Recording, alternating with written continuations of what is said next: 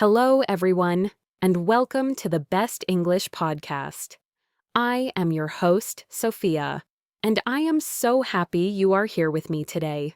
We are going to talk about something really important and something that many of you have told me you want to improve: your English speaking fluency. We are going to learn how to speak English more easily, more smoothly, and with more confidence. Maybe right now, when you think about speaking English, you feel a little bit nervous, or perhaps even a lot nervous. Maybe you know many English words and you understand when people speak to you. But when it's your turn to speak, the words just don't seem to come out as easily as you would like. Perhaps you find yourself stopping and starting, searching for the right word, or worrying constantly about making mistakes. You might even translate from your own language in your head, making your speech slow and unnatural. If any of this sounds familiar, please know that you are not alone. This is a very common experience for English learners. And the good news is that it absolutely can get better. You can learn to speak English more easily, and that's exactly what we are going to explore together in this episode. I want to tell you about a man I met a few years ago named Carlos. Carlos was an engineer from Spain who had moved to the UK for a new job. His English was technically very good. He had studied for years. He had a wide vocabulary, and his grammar was excellent on paper. He could read complex engineering documents and write detailed reports without any problem. But when it came to meetings, when it came to just chatting with his colleagues in the kitchen while making coffee, he struggled. He told me it felt like there was a huge wall inside his mind. On one side of the wall was all the English he knew, thousands of words, all the grammar rules. On the other side was his mouth, waiting to speak. But the words couldn't seem to climb over the wall. He would be in a meeting, listening to his British colleagues talk. They spoke so fast, using idioms and phrases he had never seen in his textbook. Someone would tell a joke, and everyone would laugh. But Carlos would only understand it a few seconds later, when the moment had passed. Then, his manager would turn to him and say, "Carlos, what are your thoughts on this?" And in that moment, his mind would just go blank. Complete silence. He knew he had ideas, good ideas, but the pressure to say them perfectly, with the right words and the right grammar, was just too much. He would say something simple like, "Yes, I agree," even when he had so much more to add. He felt frustrated and invisible. He felt like his personality, his intelligence, his humor, it was all trapped behind this wall of silence. This story of Carlos is important because it shows us what fluency really is and what it isn't. Fluency is not about perfection. It is not about knowing every single word in the English dictionary or never making a grammar mistake. Even native speakers make mistakes. Fluency is about connection. It's about being able to get your ideas from your mind into the world, to share your thoughts and feelings with another person smoothly and confidently. It's about taking down that wall, brick by brick. Carlos's problem wasn't his knowledge of English, it was his relationship with speaking English. And that is what we are going to work on. So, where do we start? We start with the biggest, heaviest brick in that wall for most learners: the fear of making mistakes. This fear is a powerful enemy of fluency. It makes us hesitate. It makes us second-guess ourselves. And sometimes, it makes us stay completely silent, just like Carlos. We worry that people will judge us. We think they will focus on our small error instead of our big idea. We think, if I can't say it perfectly, I won't say it at all. Let's think about this logically. Imagine you meet someone who is learning your native language. They come to you and say something like, Excuse me, where is train station, please? The grammar isn't perfect, is it? They should have said the train station. But do you laugh at them? Do you think they're unintelligent? Of course not. You understand them perfectly, and you feel happy to help. You see their effort, not their error. You focus on the message, not the mistake. This is how most people will react to your English. They want to understand you, to connect with you. They are not waiting with a red pen to correct your grammar. The first step to becoming a more fluent speaker is to change your mindset. You must give yourself permission to be imperfect. Mistakes are not a sign of failure. They are a sign that you're trying, that you're learning, that you are growing. Every mistake you make is a little piece of information. It tells you what you need to work on. It's a stepping stone, not a roadblock. Carlos started to understand this. His manager, a kind woman named Sarah, noticed his silence in meetings. One day, she asked him to stay behind after everyone else had left. Carlos was terrified. He thought he was in trouble for not contributing. But Sarah just smiled and said, "Carlos, I know you have great ideas. I can see it in the reports you write. Don't worry about speaking perfect English with us. We just want to hear what you think. Your ideas are more important than your grammar." That conversation was a turning point for Carlos. It was the first time he realized that his colleagues valued his thoughts more than his linguistic perfection. He decided to try an experiment.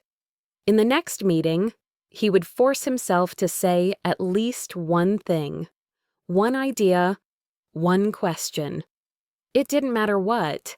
He spent some time the night before thinking about the meeting topic and preparing a few simple sentences. He wrote them down. He practiced saying them out loud to himself in his apartment. He felt silly talking to his reflection in the mirror, but he did it anyway. His heart was beating so fast when he walked into the meeting the next day. He sat there, listening, waiting for his chance.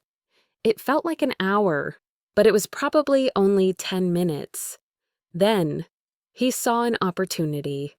He took a deep breath, and he spoke. He said, "I think maybe we can try to use the new software for this part of project." It wasn't a perfect sentence. He hesitated. His accent was strong, but he said it. And what happened? Did people laugh? Number Sarah smiled at him and said, "That's an interesting idea, Carlos. Can you tell us a bit more about why you think that would work?" And just like that, he was part of the conversation. He explained his idea, a bit slowly, a bit nervously, but he did it. After the meeting, 2 of his colleagues came over to him and said, "Good idea in there, Carlos." We hadn't thought of that.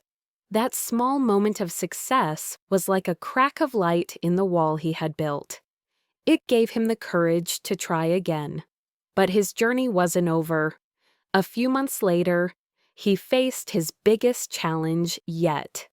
Sarah told him, "Carlos, you've been doing great work on the new design.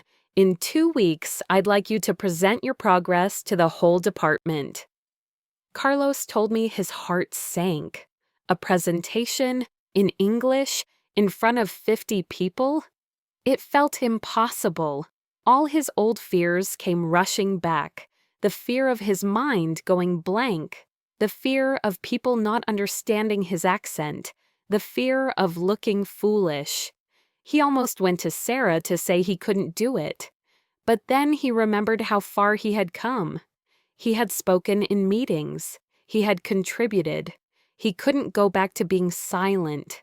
So, he decided to face this challenge the same way he faced the first one, with preparation. He didn't just prepare what to say. He prepared how to say it. He structured his presentation clearly with an introduction, a main body, and a conclusion. For each part, he focused on learning useful chunks specifically for presentations. For the beginning, he learned phrases like, "Good morning, everyone. For those of you who don't know me, my name is Carlos. And the purpose of my presentation today is to..." For the middle part, to move between his points, he practiced transition chunks like, "Now, let's move on to the next point.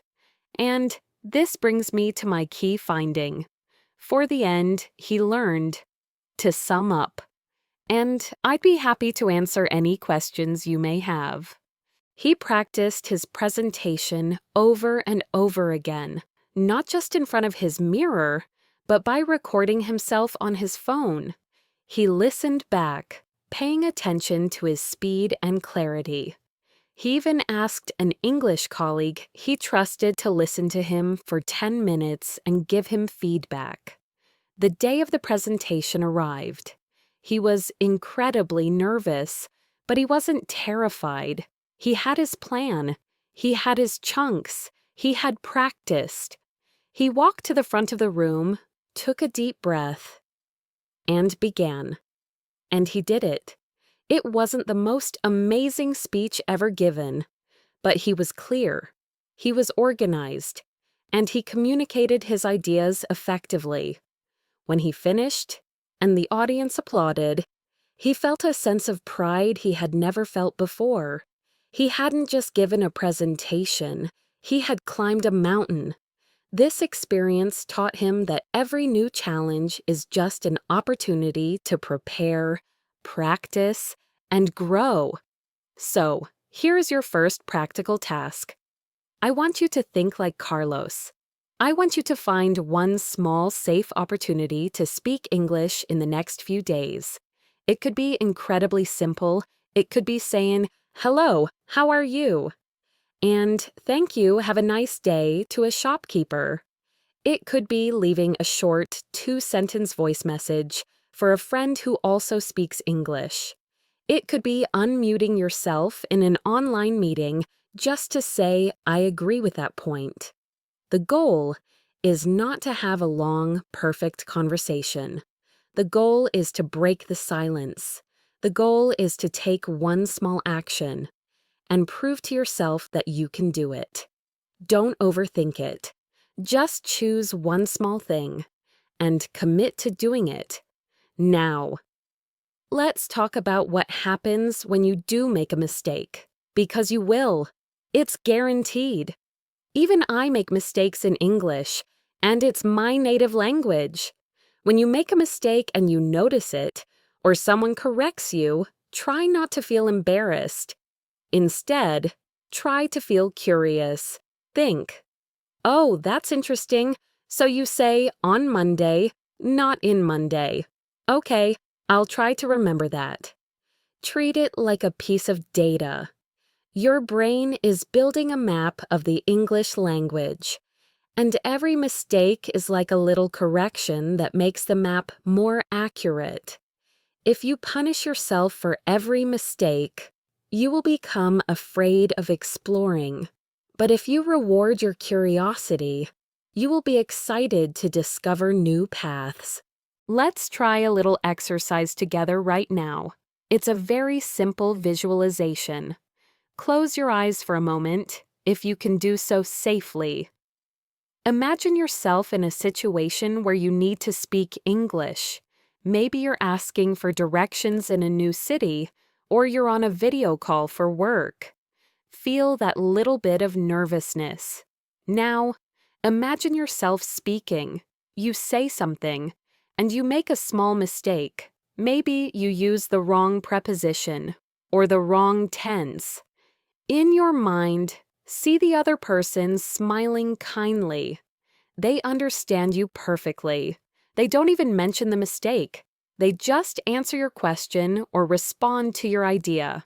See the conversation continuing smoothly. You did it. You communicated. The mistake was not important. The connection was, okay, you can open your eyes. Holding on to that positive image can make a real difference. It retrains your brain to associate speaking English with success and connection, not with fear and judgment. Changing this mindset about mistakes is the absolute foundation for fluency. But what do we build on top of that foundation? We need tools. We need techniques to make the words flow more easily. One of the most common reasons we hesitate when we speak is that we are trying to build perfect sentences from scratch, one word at a time, just like building a Lego model without instructions. We think, okay, first I need a subject, then a verb, go. But it was in the past, so went. I went, where, to a place, so I need to. I went to, which place? The supermarket. I went to the supermarket. When? Yesterday. Okay. I went to the supermarket yesterday. This process is exhausting. It's slow. And it requires a huge amount of mental energy. It's impossible to have a smooth, natural conversation if you are doing this for every single sentence. Native speakers don't do this. So, what's the secret? The secret is that we don't think in single words. We think in chunks. What is a chunk? A chunk is a group of words that are commonly used together. They are like pre-built Lego pieces. For example, by the way, on the other hand, I'm looking forward to. It depends on. You know what I mean? These are all chunks. When a native speaker uses the phrase, I'm looking forward to it, they don't think about the individual words I'm looking forward to it. They think of it as one single unit of meaning. It comes out of their mouth as one smooth piece. Your job as a learner is to start noticing, collecting, and practicing these chunks. This is a game changer for fluency. When you have a collection of these chunks ready to use, you don't have to build sentences from scratch anymore. You can just grab a chunk and use it. This frees up your mental energy to focus on your main idea, not on the grammar. Let's think about how this works in a real conversation. Imagine a friend says, I think we should start the project next week. You need to respond. Instead of building a sentence word by word, your brain can search for a pre-made chunk. If you agree, you can use a chunk like, that's a great point, or I couldn't agree more, or you're absolutely right. See how smooth those are? If you disagree, you need to be polite, so you can use a chunk for polite disagreement. I see what you mean, but have we considered? Or, I'm not so sure about that, because, or, that's one way of looking at it, however, I think. These chunks allow you to disagree respectfully, without having to search for the perfect words. What if you don't understand what your friend said? You need a chunk for clarification. You could say, I'm sorry, I'm not sure I follow. Could you explain that again? Or, so, if I understand correctly, you're saying that we should start next week. Or, when you say start the project, what exactly do you mean? Having these conversational chunks ready is like having a toolkit for speaking. You have the right tool for agreeing, the right tool for disagreeing, the right tool for asking questions. It makes conversation flow so much better. How do you find these chunks? You find them by listening and reading, actively. When you are listening to this podcast, or watching a movie, or listening to a song, don't just listen for individual words you don't know. Listen for groups of words that seem to go together. Let me give you an example. You might hear someone say, to be honest, I'm not really a fan of spicy food. To be honest, is a chunk. It's a great way to introduce an opinion. I'm not really a fan of is another chunk. It's a polite way to say you don't like something. If you just learn these two chunks, you can already create many different sentences. To be honest, I'm not really a fan of action movies. To be honest, I'm not really a fan of waking up early. It's like a formula. You learn the chunk, and then you just change the last part. Let's do a little practice. I'm going to give you a very common and useful chunk. The chunk is, I was wondering if you could. We use this to ask for something politely. For example, I was wondering if you could help me.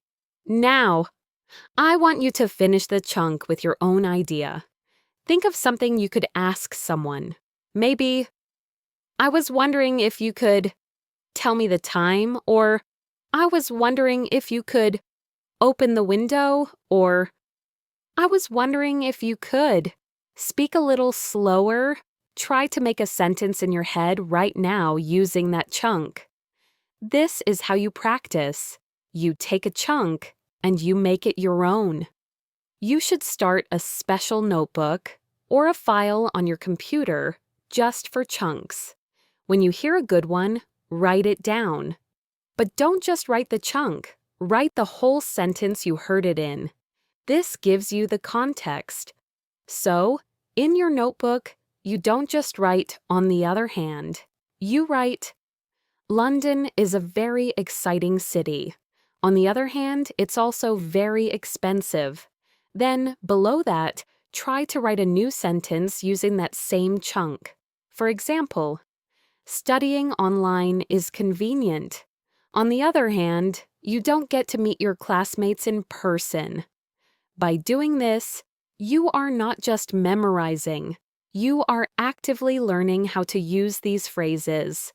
Over time, you will build a powerful collection of these pre-built sentence parts. And when you are in a conversation, your brain will be able to find them and use them much more quickly than it could find individual words. This is one of the most direct paths to speaking more smoothly and sounding more natural. It's like giving your brain a set of shortcuts. Let's go back to Carlos's story. After his small success in the meeting, he was motivated. He started listening to his colleagues differently. Before, he was just trying to understand the basic meaning. Now, he started listening for chunks. He noticed they often said things like, at the end of the day, or as far as I'm concerned, or that's a good point.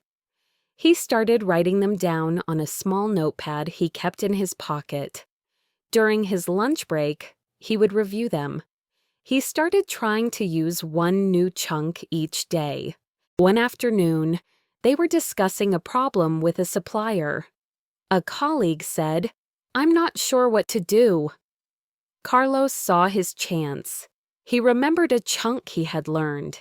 He said, well, have you thought about calling them directly? It was a simple suggestion, but using the chunk, have you thought about, made it sound natural and fluent. His colleague looked at him and said, no, I haven't.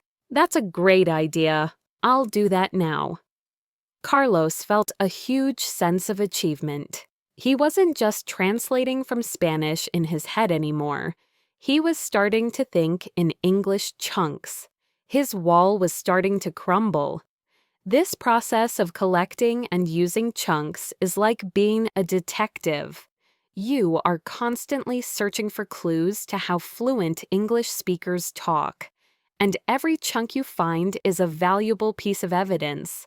It's an active, engaging way to learn that is far more effective than just memorizing vocabulary lists. So, your second mission, should you choose to accept it, is to start your own chunk collection.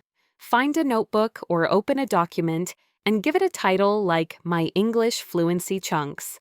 This week, Try to collect just 5. That's it. Just 5. But for each one, write down the full sentence where you found it, and then create a new sentence of your own. This naturally leads us to our next big idea, which is a skill that is deeply connected to finding chunks, the art of active listening. Many of us think we listen to a lot of English. We play English music while we work. We have an English movie on in the background while we cook dinner. This is what we call passive listening. It's not bad. It helps you get used to the rhythm and sounds of the language, but it won't dramatically improve your speaking.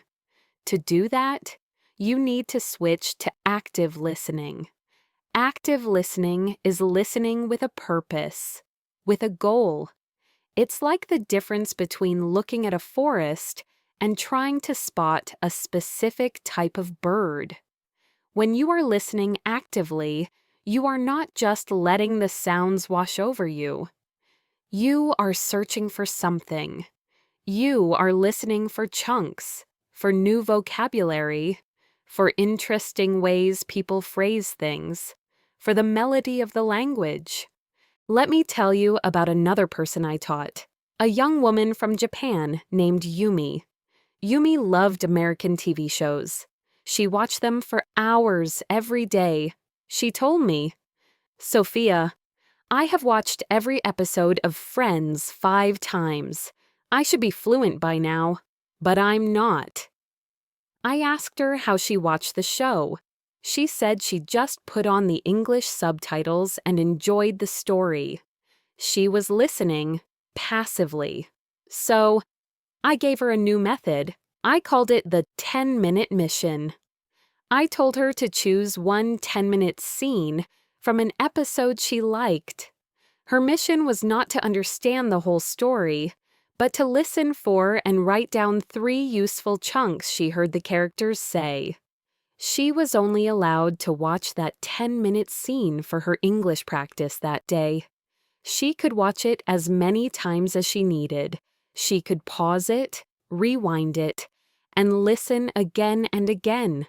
The first time she tried it, she told me it was incredibly difficult. She was so used to just following the plot that focusing on the specific language was a real challenge. But she did it. In her first 10-minute mission, she found 3 chunks. It's not that big of a deal. What are you up to?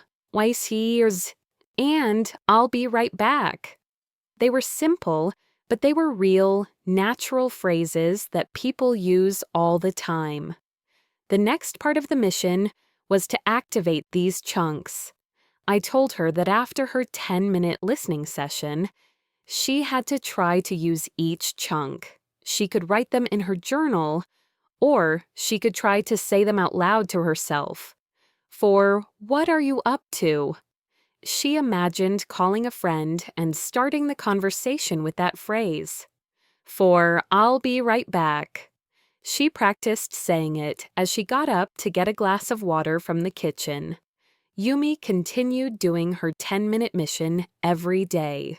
Slowly, her way of watching TV shows began to change. She was no longer just a passive viewer. She was an active language learner. She started noticing patterns. She noticed how often the characters used certain phrases. Her collection of chunks grew rapidly, and because she was activating them, she started to find them coming to mind when she was in real conversations.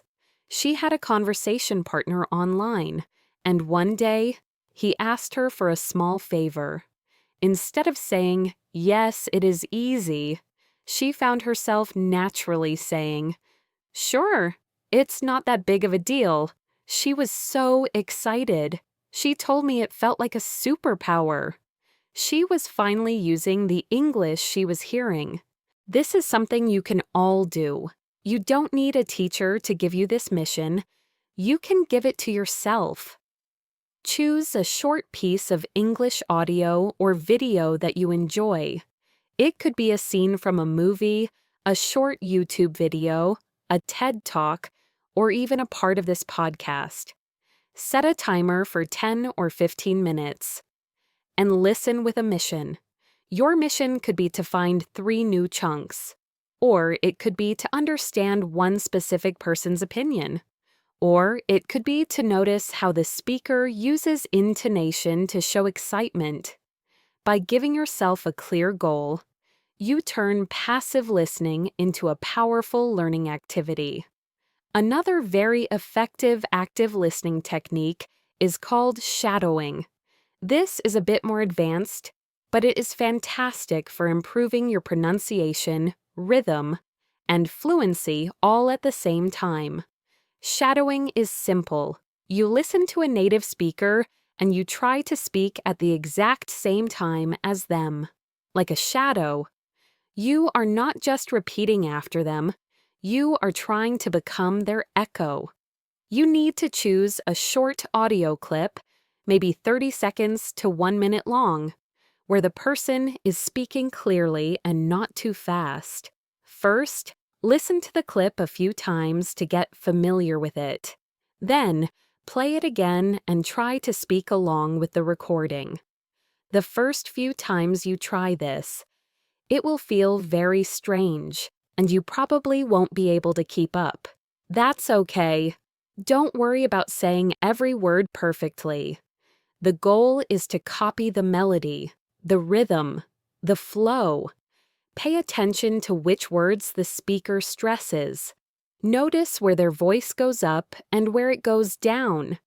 If you practice shadowing regularly, even for just 5 minutes a day, you will see a huge improvement in how natural you sound. Your mouth muscles will get used to the patterns of English speech, and this muscle memory will help you speak more smoothly in real conversations. It directly connects listening to the physical act of speaking, creating a powerful link in your brain. So, we have talked about changing your mindset about mistakes, learning in chunks, and practicing active listening. All of these things are essential, but they all require something consistent exposure to English. You need to be hearing it and using it regularly for these techniques to work. Many people think this means they have to move to the UK or the United States to become fluent. But that is absolutely not true. Today, with the internet, you can create a rich, immersive English environment for yourself, no matter where you live. You can build your own English bubble. Creating your English bubble means intentionally designing your daily life so that you are interacting with English as much as possible. It's about making English a normal part of your day, not just something you study for an hour in the evening. Where do you start? Start with the things you use every single day: your phone, your computer. Think about how many hours you spend looking at these screens. What if all that time was also English practice time? Go into the settings on your phone right now, or after this podcast, and change the system language to English. Do the same for your laptop. Change the language of your social media apps, your email, your web browser. At first, this will feel a little uncomfortable. You might have to search for a function that you used to find instantly, but within a few days, you will get used to it. And what will happen? You will learn real, useful, everyday vocabulary without even trying. You will learn that the little trash can icon is delete, that a new message is a notification, that you upload a photo and download a file. These are words that you might not learn in a textbook, but you use them all the time. You are learning through context and repetition, which is the most powerful way to learn. After you've changed your digital world, start on your physical world. Get a pack of sticky notes and a pen. Walk around your home and start labeling things. But here's the key. Don't just write one word. Don't just put a note on the mirror that says mirror. That's not very helpful. Instead, write a full, useful sentence. On the mirror, you could write, "This is the mirror where I look at my sleepy face in the morning." On your coffee machine, you could write, "I can't start my day until this machine gives me coffee." On your front door, you could write, "Don't forget your keys." By doing this, you are connecting English words and sentences to the real objects and actions in your life. Every time you see that object, you will read the sentence. It's a natural form of revision, and it gets you into the habit of thinking in full English sentences, not just isolated words. Now for the most powerful part of building your English bubble, changing your inner monologue. We all have a voice in our head that is constantly talking, describing what we're doing, what we're thinking, what we're planning. For most of you, that voice probably speaks in your native language. The challenge is to start encouraging that voice to speak English. This is a technique sometimes called narrate your life. You simply describe what you are doing, either in your head or quietly out loud, as if you are the narrator in a movie about your own life. For example, in the morning, you could think to yourself, "Okay, it's 7 a.m. I'm getting out of bed now. It's a bit cold today. I'm walking to the bathroom. I need to brush my teeth. Where is my toothbrush? Ah, here it is." When you first start doing this, it will feel slow and difficult. You will constantly have to search for words. You will realize you don't know the English word for the little metal thing in the sink drain, or the spatula you use to cook eggs. This is fantastic. Every time you find a word you don't know, that's a gap in your knowledge you've just discovered. You can look it up on your phone, which is already in English, remember? And then you have learned a new, relevant word that you will actually use. To take this even further, you can try something I call the what if scenario game. As you narrate your life, pause and ask yourself a what if question about the situation. For instance, you are in the kitchen narrating, "I am cutting some vegetables for a salad." Then you ask yourself, "What if I accidentally cut my finger?" You then have to think in English. "Ouch. Okay, first, I would stop cutting. I would go to the sink and wash the cut with cold water. I would need to find a plaster or a bandage. Where do we keep the first aid kit? I think it's in the cupboard above the sink." This little game is incredibly powerful. It pushes you beyond describing what is happening and forces you to use different grammar, like conditionals and problem-solving vocabulary. You can do it anywhere. Stuck in traffic? "I'm waiting in my car. What if the car breaks down? I would have to turn on my hazard lights. I would call a mechanic." This simple habit prepares you for unexpected real-life situations and makes your thinking in English much more flexible and creative. Narrating your life and playing these what-if games are some of the most effective ways to start thinking in English. The process of translating in your head from your native language is what makes speaking so slow and difficult. By practicing thinking directly in English about your everyday actions, you are building a new habit. You are creating a direct pathway between an idea and the English words to express it, without going through the slow process of translation. Don't worry about being grammatically perfect in your head. No one is listening. The goal is just to practice forming sentences, to get the words flowing. The more you do it, the easier and more natural it will become. You will start to dream in English. You will find yourself automatically thinking in English without even trying. This is when you know you are truly building your English bubble, and that fluency is getting closer. Combining all these strategies creates a powerful system for learning. You use your English bubble to get constant exposure to the language. From that exposure, you use your active listening skills to find and collect useful chunks. And you practice using these chunks when you narrate your life. All of this is built on the foundation of a positive mindset, where you are not afraid to make mistakes and experiment with the language. It all works together. You see, creating this English bubble is about making the language a part of your world, a constant, friendly presence, rather than a difficult subject you have to study.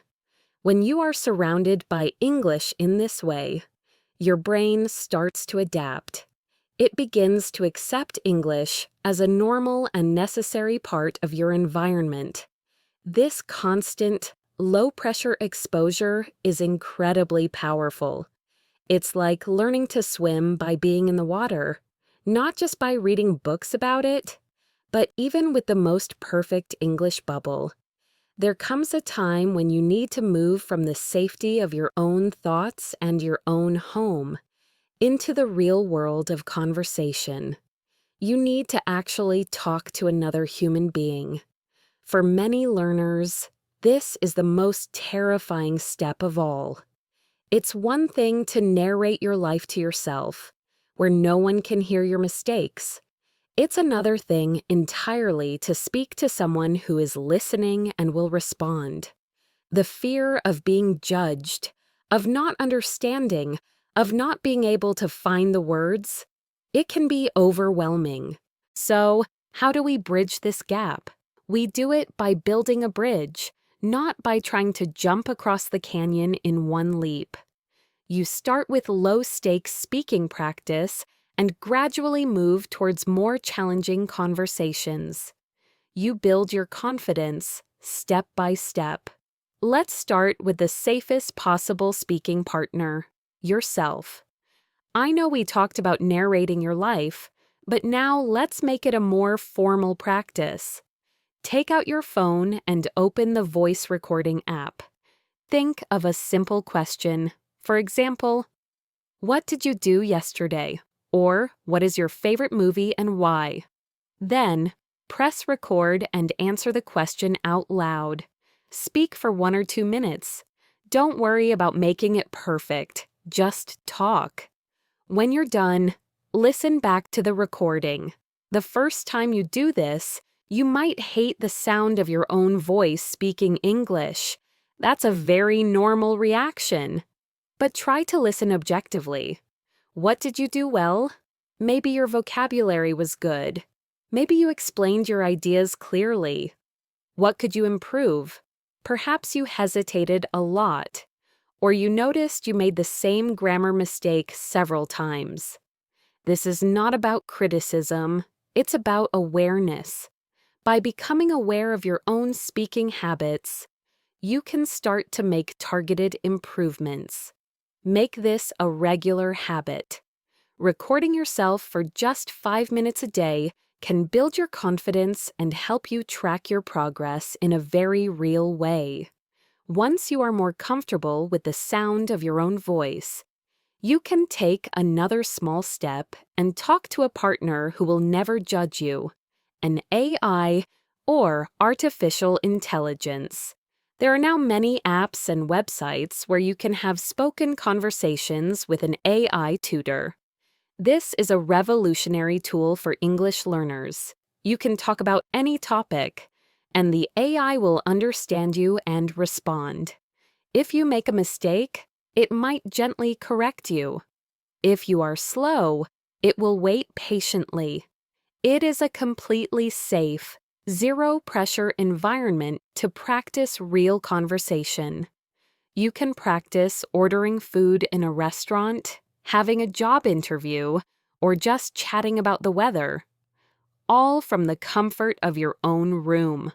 This is a fantastic way to build up your conversational fitness before you speak to real people.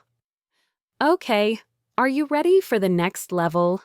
This is where it gets really exciting. It's time to find a language exchange partner. A language exchange is a beautiful arrangement. You find someone who is a native English speaker and wants to learn your native language. You then talk to each other, usually online, and you help each other practice. It's a win-win situation. But for a language exchange to be truly effective, it needs a little bit of structure. Many people just get online and have a nice chat, which is great for making friends. But it's not the most efficient way to improve your fluency. I want to share the story of two learners, Leo from Brazil and Hannah from South Korea. They met on a language exchange app. Leo wanted to improve his English for his career in marketing, and Hannah was planning to study in the United States. Their first few calls were awkward. They would start by saying, "Hi, how are you?"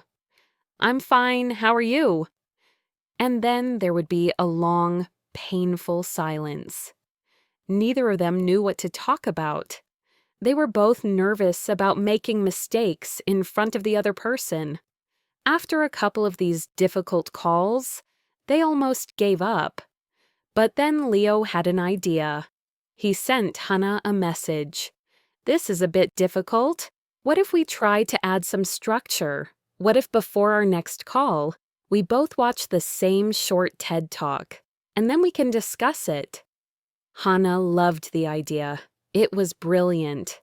It solved two big problems. First, it gave them something specific to talk about. So no more awkward silences. Second, it gave them shared vocabulary.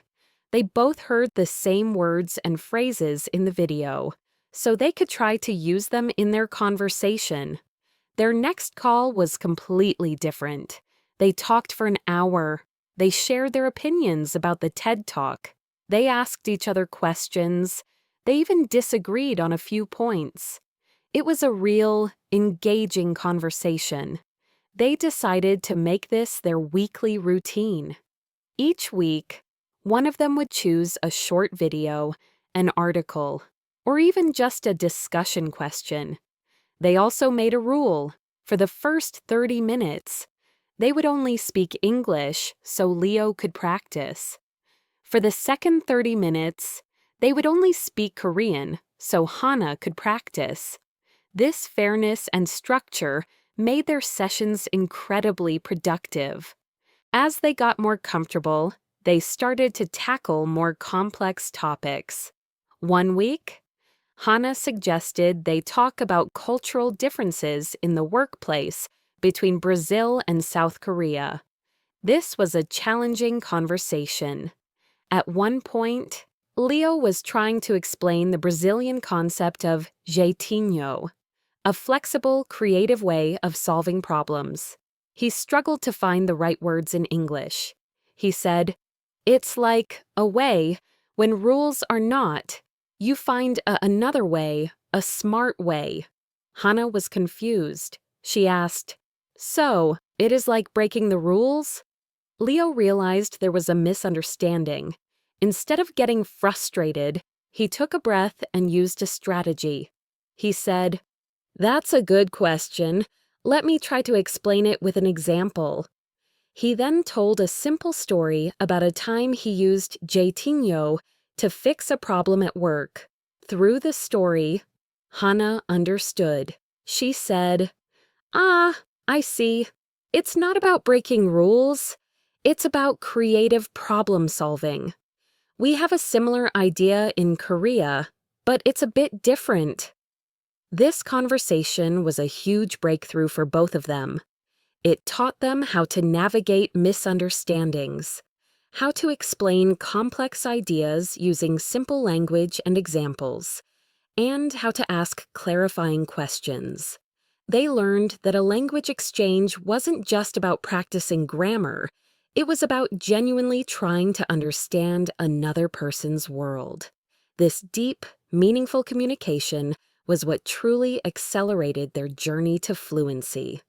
They also talked about how to handle corrections. Hannah told Leo, "Please correct every mistake you hear. I want to learn." But Leo said, "For me, if you correct me too often, I lose my confidence and my flow.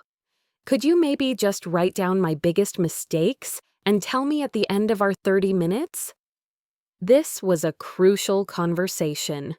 It allowed them to create a learning environment that felt safe and effective for both of them. Over the months, Leo and Hannah became great friends. They learned about each other's cultures, families, and dreams, and their language skills improved dramatically. Leo's fluency in English skyrocketed. He felt so much more confident in work meetings because he had spent hours practicing expressing his opinions and debating ideas with Hannah. He learned to speak more smoothly because he was having real conversations, not just doing grammar exercises. You can do exactly what Leo and Hannah did. Find a partner online, suggest a structure, agree on how you will handle corrections. Come to each conversation prepared with something to talk about. Your goal is not to impress your partner. Your goal is to communicate. Your language exchange partner is perhaps the only person in the world who will completely understand your struggles, because they are going through the exact same process in your language. It is one of the most supportive and effective ways to practice. Now, all of these methods, talking to yourself, to an AI, to a language partner, are a form of practice.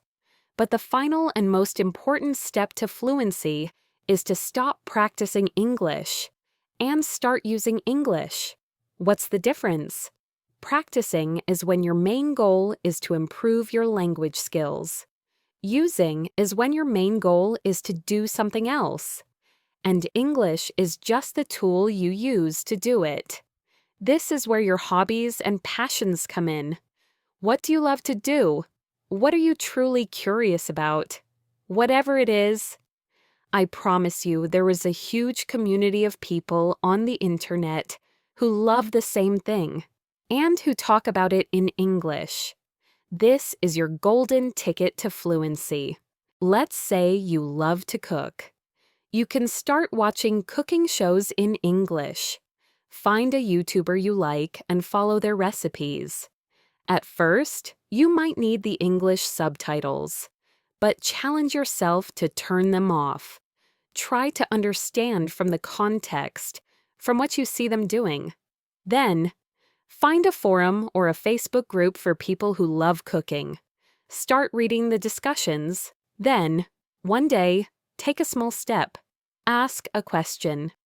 Has anyone ever tried substituting almond flour in this recipe? Or share your own success. I made this cake yesterday and it was delicious. Here's a picture. You are now using English not to practice, but to share your passion. Your motivation is to communicate about cooking, and your English improves as a side effect. Maybe you love video games.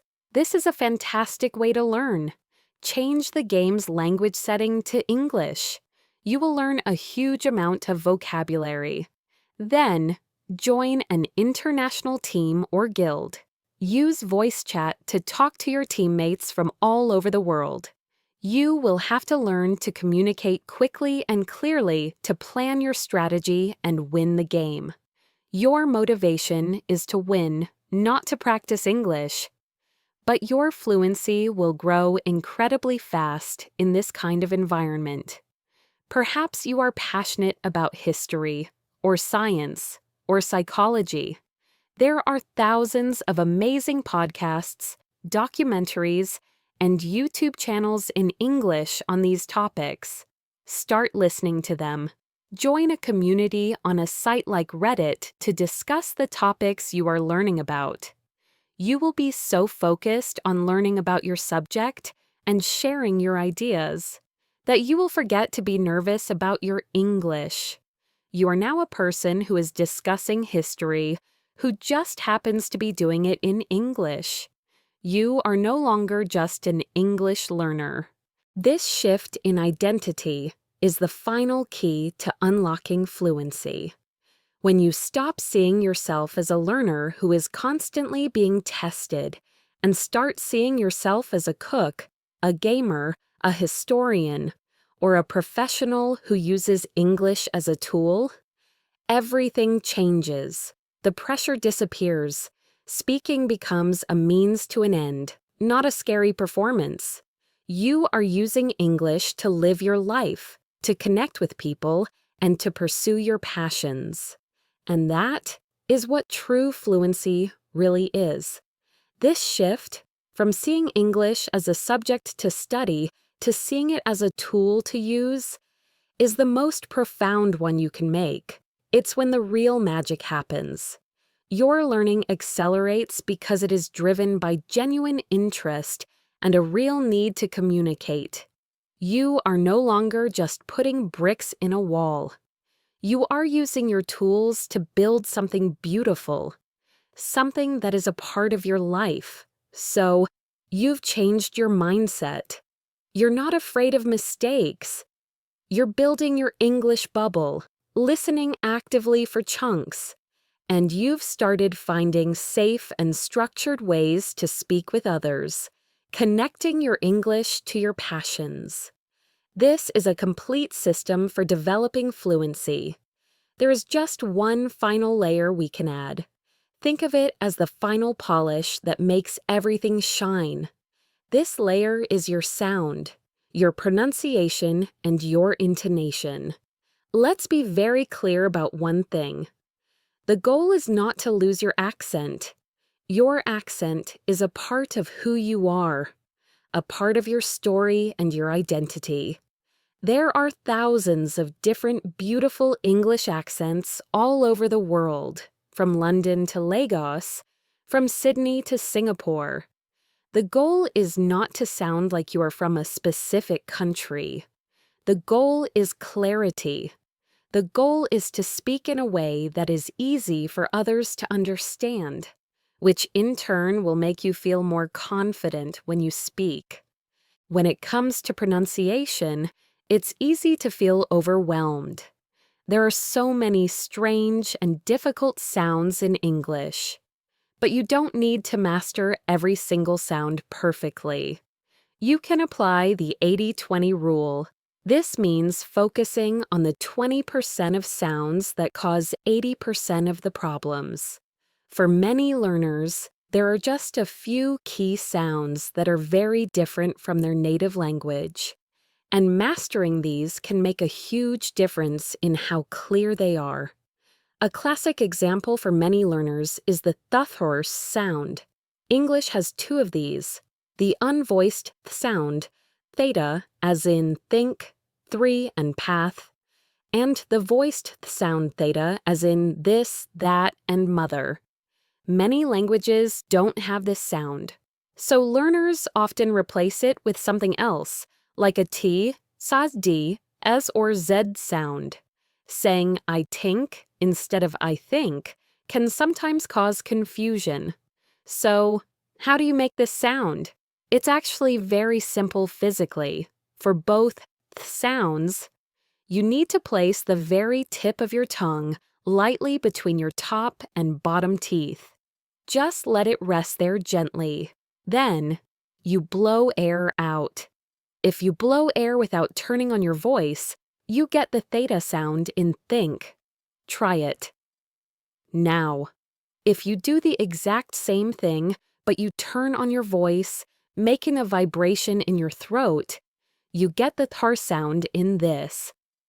It might feel strange at first. but it is a physical skill you can learn. A powerful way to practice difficult sounds is by using minimal pairs. These are pairs of words that are exactly the same except for one sound. For example, to practice the theta sound, you could practice saying think and sink. Listen to the difference. Think, sink. One has the tongue between the teeth. The other has it behind the teeth. You can record yourself saying the pairs to see if you can hear the difference. Practicing pairs like three and tree or then and den can train both your mouth and your ears to recognize and produce these new sounds accurately. Beyond individual sounds, there is something even more important for sounding natural and being understood: intonation. Intonation is the music of the language. It's the way our voice goes up and down as we speak. It carries a huge amount of meaning, emotion, and nuance. Sometimes, the intonation is even more important than the words themselves. For instance, think of the simple word really. If I say it with a rising intonation at the end, really, it's a question. I'm expressing surprise or disbelief. If I say it with a falling intonation, really, it's a statement. I'm showing that I understand or agree. Same word, different music, a completely different meaning. One of the most important features of English intonation is sentence stress. In a sentence, we do not give equal importance to every word. That would sound very robotic. Instead, we stress the most important words, the content words. These are usually the nouns, main verbs, adjectives, and adverbs. The small function words like a, the, in, to are usually unstressed and said very quickly. Listen to this sentence. I need to go to the shop to buy some milk. The rhythm of that sentence comes from the stress on the important words. I need to go to the shop to buy some milk. The little words in between are squeezed and connected. Learning to hear and copy this rhythm is a huge step towards sounding more natural and fluent. A great way to practice this is to listen to a short sentence from a native speaker, from a movie or a podcast. Write the sentence down. Then listen again and try to underline the words that the speaker stresses. Then, try to say the sentence yourself, exaggerating the stress on those words. Tap your hand on the table for each stressed word to really feel the rhythm.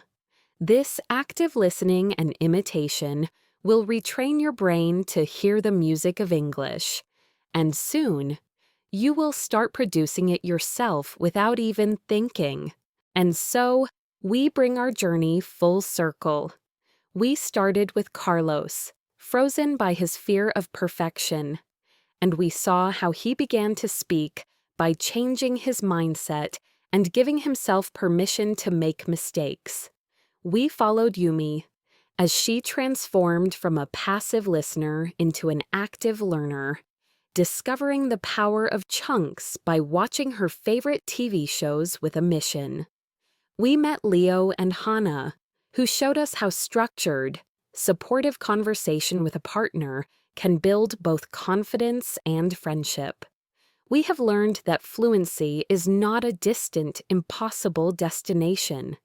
It is a path you build, day by day, through small, consistent actions. It's built by creating an English bubble where the language is a normal part of your life. It's built by narrating your day and learning to think in English. It's built by connecting the language to your passions. So it stops feeling like work and starts feeling like play. And it's polished by paying attention to the sounds and the music of the language. So your message can be delivered with clarity and confidence. The most important thing to remember is that you already have everything you need to begin. You have your voice. You have your curiosity. You have your own unique interests and passions. The path to speaking English easily is about connecting these things. It's a journey of discovery, not a test you have to pass. There will be days when you feel frustrated, and there will be days when you feel like you are flying. Both are a normal part of the process. The key is simply to keep going, keep speaking, keep listening, keep connecting. Thank you so much for joining me here on the Best English Podcast today, and for sharing this time with me. I hope you feel inspired and equipped with new ideas and strategies to take your English speaking to the next level. The ability to communicate your ideas and connect with people from all over the world is one of the most wonderful skills you can develop. And I know that every single one of you can do it. If you found this episode helpful and you want to continue learning with us, please make sure you subscribe to the Best English Podcast wherever you're listening. And if you want to be the first to know when a new lesson is ready for you, be sure to hit that notification bell as well. Your support means the world to us and allows us to keep creating these lessons for you. Until next time, I'm your host, Sophia. Keep practicing, keep learning, and keep sharing your wonderful voice with the world.